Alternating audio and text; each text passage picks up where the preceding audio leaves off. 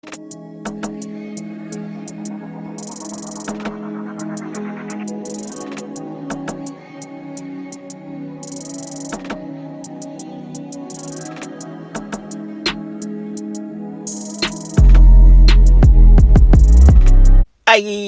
what is going on with y'all, man?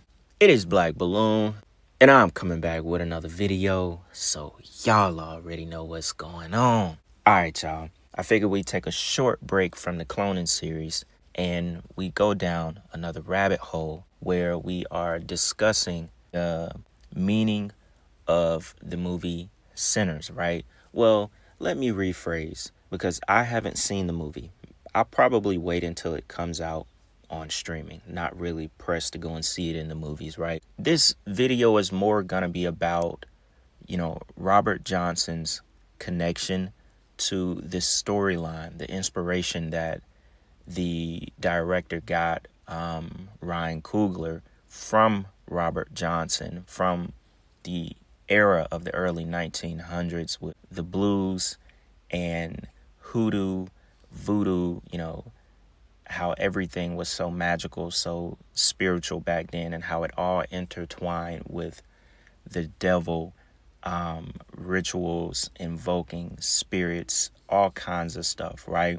This video is basically going to tap into that realm. So, this is, we're not, like I said, I haven't seen the movie, so we're not here breaking down the movie, but a lot of people were asking me to talk about the movie Sinners, right?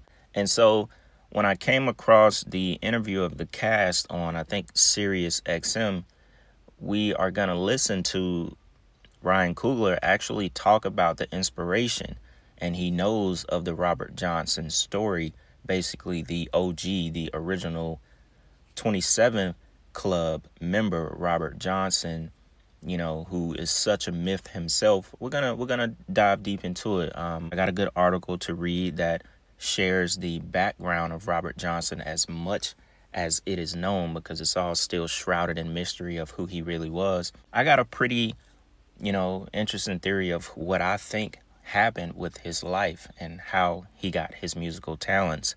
First off, there's a giant demon on his left-hand side right here in this photo. This photo just happens to be one of the most eerie photos captured that I've ever seen.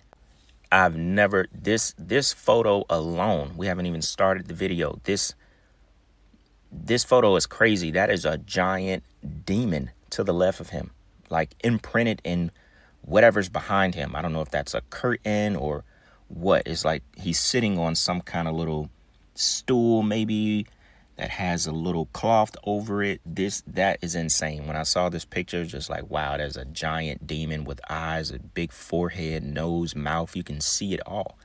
So it already lets you know, where this video is headed and the life of Robert Johnson, the original 27 Club member. I thought this would be a good breakup of the clone series. We go ahead and knock this video out, right? So I have two clips that I want y'all to hear that are from the cast members themselves, and they talk about the spiritual aspects of the film. Now, a lot of this stuff we are aware of. We've done extensive videos on method acting and actors basically summoning spirits to help them with their roles, from the greatest actors of all time down to people who are barely known, but they're just always around Hollywood films, whatever, right? We know about this stuff, and to continue to hear it and actually see that they got actual witches on set. They got actual people who practice hoodoo on set to help them with this stuff, and to have the real spiritual aspects of the film. Like, it's not faked, it's actually real. So to hear them actually talk about it, it just lets you know where the roots of this film comes from.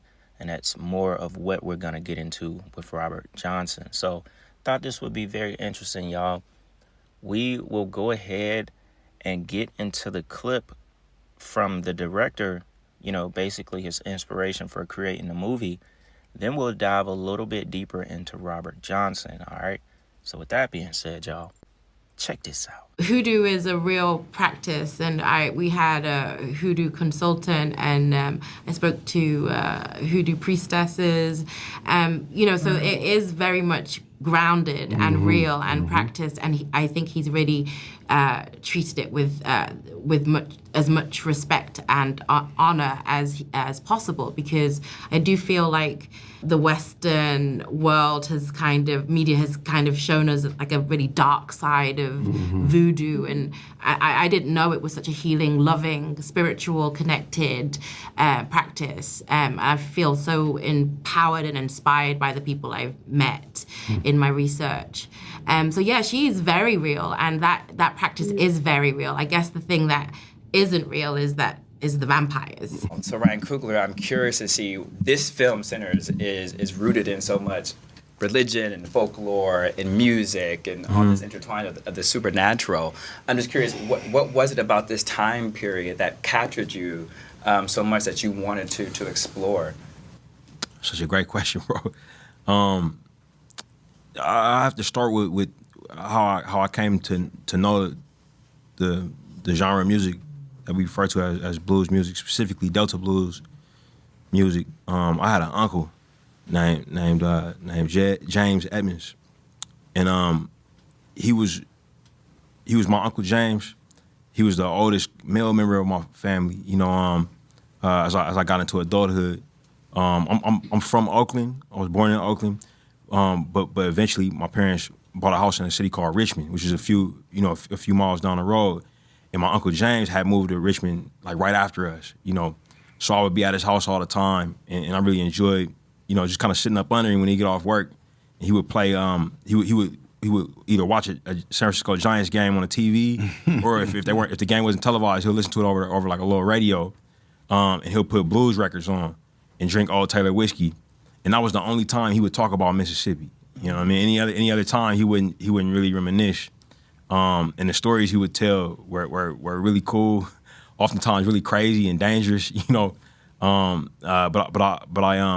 had a lot of love for my uncle, man, and he passed away in 2015 while I was doing post production on Creed, and when I got the news that he died, I was in a post production facility in Los Angeles. I felt so far and disconnected from home that it really kind of broke me, So I never really reckoned with. Missing him properly. Went back home for the funeral, but I would often find myself putting on those old blues records to remind myself of him, and it would almost be like I was conjuring him. Like if I listened to it long enough and closed my eyes, I could feel him like kind of listening along with me, maybe telling me a story again. So when I got this idea to make this movie, I wanted to dive into like what Mississippi was, what that Delta blues music was, what was it about that region, and when I investigated it. That this time, like the late 20s, early 30s, was really like that time when it really took off. The blues as we know it, and a lot of mythology, a lot of spirituality, a lot of the supernatural vibe is right there in the music. Yeah. A lot of these musicians had songs about being haunted by the devil and being chased by their worst nightmares and trying to escape certain things, both natural and supernatural. One of the more famous tales is the tale of Robert Johnson, who went to the Crossroads and Hellbound, right? Well, he had a song called Hellhounds on My Trail. Yeah, and he had Me and the Devil Blues is the famous one. Yeah. But the legend had it that he went to the Crossroads. He wasn't that good of a guitar player. Went to the Crossroads one night, and in Western concepts, I said the devil came to him and tuned his guitar for him for the price of his soul. And he came back playing better than anybody had ever heard. As I researched, I learned that it wasn't necessarily the devil, but it was a figure named Papa Legba, who was a African deity. Once I unlocked that, it became fascinating for me, and I learned that this contribution, man, like the Delta blues, is really like America's greatest contribution to global popular culture. And at that time.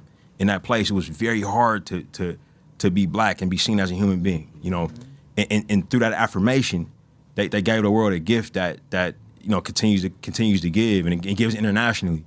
So with that, I kind of was like, man, I gotta make this movie big, man. That's why we shot it on IMAX cameras. I got the biggest movie stars I could find, the young talent to play Preacher Boy. Leveraged all my personal relationships that I had amassed over the years. Relationships like with Mike, relationship like with my wife, Zenzi Coogler, who's a producer, and Ludwig Göransson, who's our composer. He got his wife into it. We laid it all on the line for the movie to kind of deliver this story in the biggest, boldest way possible.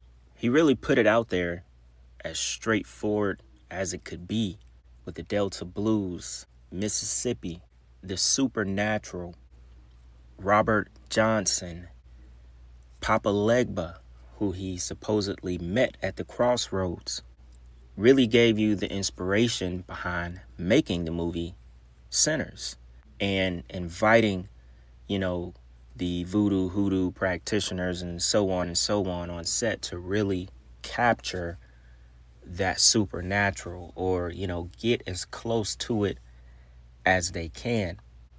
Because the more you research this stuff, and, around that time in the 1930s with the start of the blues and so on, we already know who runs the music industry. It's basically Satan's music.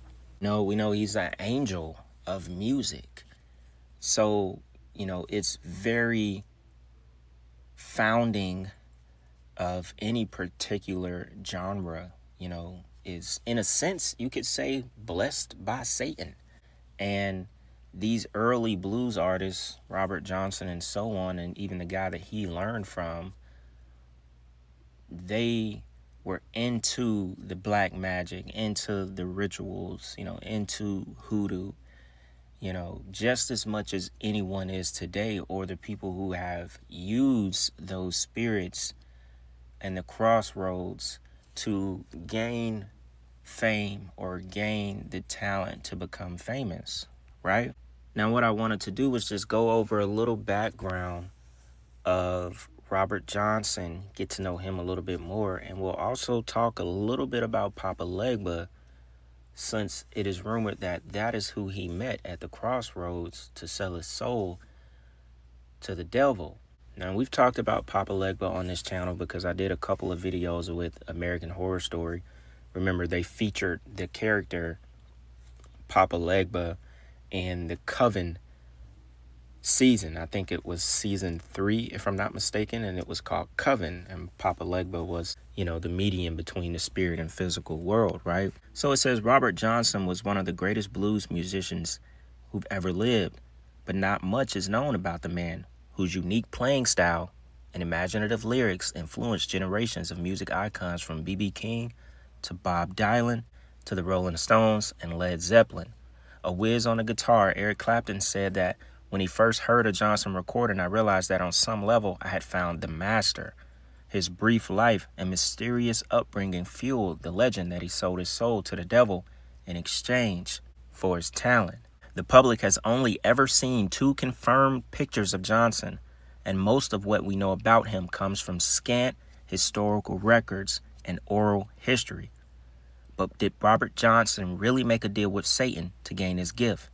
And it's crazy because this is one of the 2 confirmed photos of the Delta Blues King, Robert Johnson, and he has a giant demon next to him.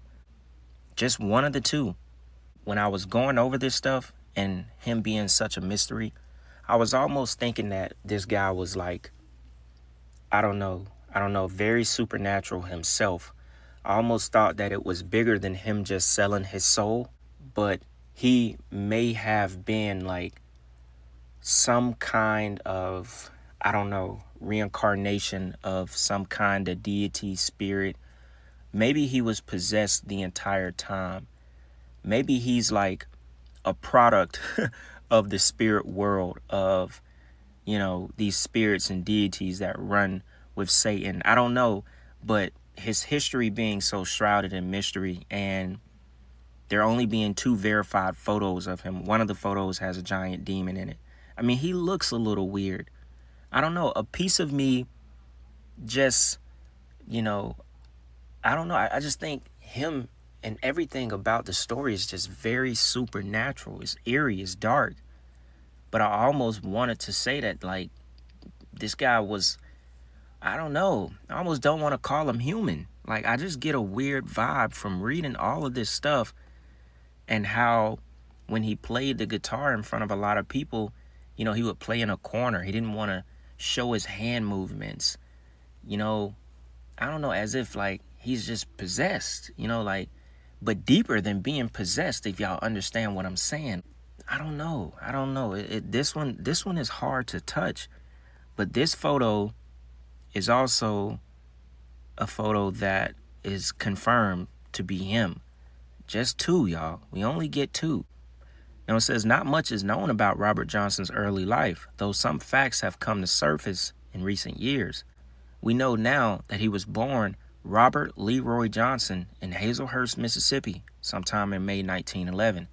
He was born out of wedlock after his mother, Julia Major Dodge, had an affair with a field hand named Noah Johnson. Julia's husband, a successful farmer and carpenter named Charles Dudd, fled town before Johnson was born on account of his sharing a mistress with an Italian businessman named Joseph Marchetti. 3 black men had already been lynched in Hazelhurst that year, and Charles Dodds didn't want to be the 4th. Disguising himself as a woman, Dodds escaped to Memphis, Tennessee, leaving Julia destitute. Most of her 10 children followed their father to Memphis, and soon after she had Robert.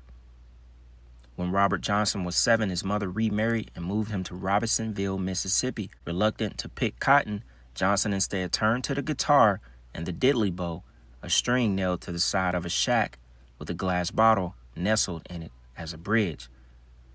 The diddley bow was his introduction to music making. Now, it does say that Robert Johnson included many references invoking spirits and the devil in his songs, which fueled the myth of his bargain with Satan.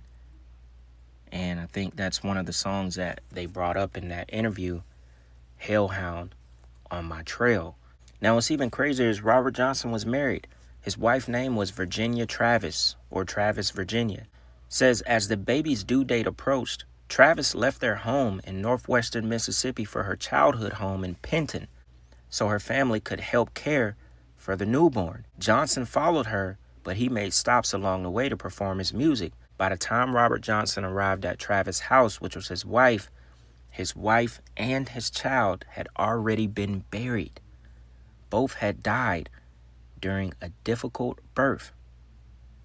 And his wife's family blamed Robert Johnson's devil music on the death of his child and his wife.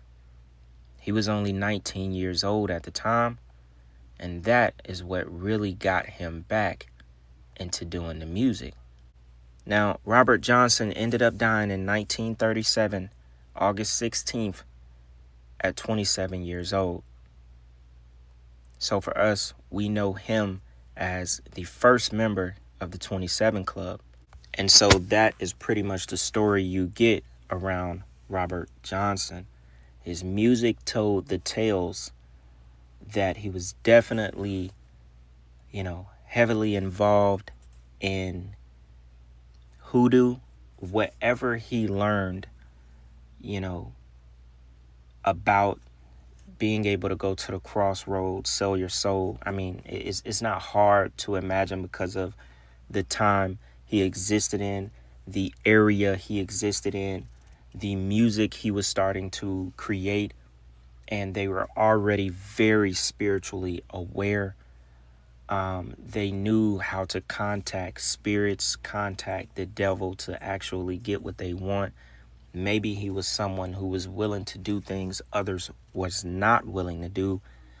Maybe he was already, some kind of demon spirit. Maybe this man was already born from the dark side. I don't know. The stories like this, it takes my imagination very far because I just don't see it being.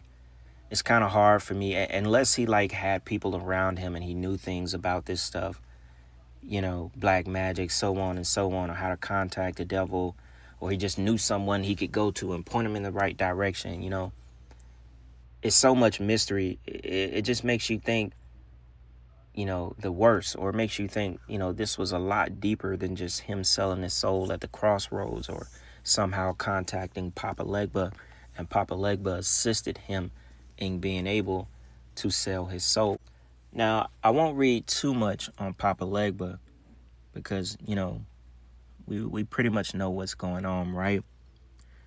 Now, it says Papa Legba is the gatekeeper between the human and spirit worlds, and no human can reach the other spirits without Papa Legba's permission. At the spiritual crossroads, Papa Legba decides whether a person is allowed to speak with other spirits. Believed to speak all human languages, Papa Legba is known to the Haitians as the Great Elocutioner or Public Speaker. Papa Legba's fluency in all languages is a facet of his story that is intrinsically tied into the history of the land from which his legend originated. Though his story began in West Africa, it found its way to Americas when European settlers brought enslaved people to the New World, including the Caribbean. Though some of the slaves' spiritual beliefs differed, they eventually mixed together, bringing a sense of commonality and community. Now, this photo is supposedly a depiction of Papa Legba in Togoville, Togo. I'd have to say, this is no pretty picture. I don't know what this is. I don't know what that is. I almost don't even feel comfortable looking at this because I don't know what this is. This is crazy. Now, just some last little bits. It says Papa Legba is traditionally depicted as an old man, dressed in rags and smoking a pipe. He often needs to lean on a crutch or cane to walk. While he may appear frail and weak at first glance, he is actually one of the most powerful spirits in the voodoo tradition. He only walks with a limp because he inhabits two worlds at once, the human realm and the spirit realm. The cane that he leans on is not an ordinary cane. It is said to actually be the gateway between the human world and the heavens. It says that not only does he speak all languages of the world and the languages of the spirits. Think about that.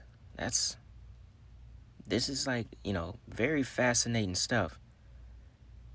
It says he's a mediator. He alone opens the door to let all the other spirits into the human world. Therefore, many ceremonies begin with an offering to Papa Legba, so he will keep the door open and let the other spirits into the world. Although he commands respect, he is seen as a mostly benevolent, fatherly figure, and it does not take much to appease him. He is not a very demanding spirit, but he is sometimes depicted as a trickster who is fond of riddles. He also likes to deal with uncertainty and confusion. Sometimes his messages can be distorted or misunderstood. It says he's a messenger. He's the guy. He's the spirit to go to for contact to the other world.